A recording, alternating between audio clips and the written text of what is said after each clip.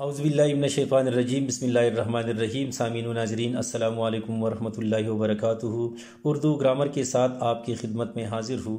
آپ سے گزارش ہے کہ اس چینل کو سبسکرائب کریں، آج کی ویڈیو کو لائک کریں اور ساتھ ساتھ آج کی ویڈیو کو آخر تک دیکھیں تاکہ آج کے عنوان کے حوالے سے تمام باتیں آپ کی سمجھ میں اچھی طرح آ جائے۔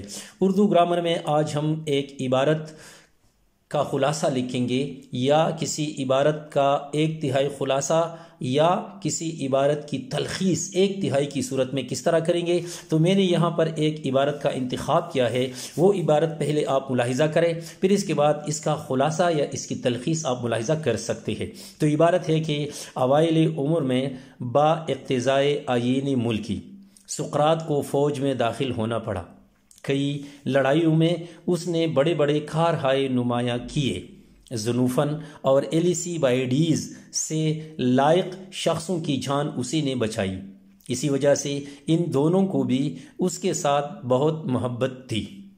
زنوفن فوج کا ایک سردار ہونے کے علاوہ صاحب تصنیف بھی تھا، اس کی تصانیف خاص پایا کی ہے۔ ایلیسیبائیڈیز ایک امیر کا بیٹا تھا، ہر قسم کے اوصاف اس میں کوٹ کوٹ کر بھرے ہوئے تھے، حسن صورت کے ساتھ اعلیٰ حسن سیرت، سونے پر سہاگا کا رتبہ رکھتا تھا۔ تو یہ عبارت آپ نے ملاحظہ کی۔ اب آئیے ملاحظہ کرتے ہیں کہ ہم اس عبارت کا خلاصہ یا تلخیص کس طرح اچھے انداز میں لکھ سکتے ہیں۔ تو یہاں پر آپ پہلے لکھیں خلاصہ یا تلخیص لکھیں جو آپ لکھنا چاہتے ہیں اپنے پیپر میں، پھر اس کے بعد اس کا عنوان دیجیے۔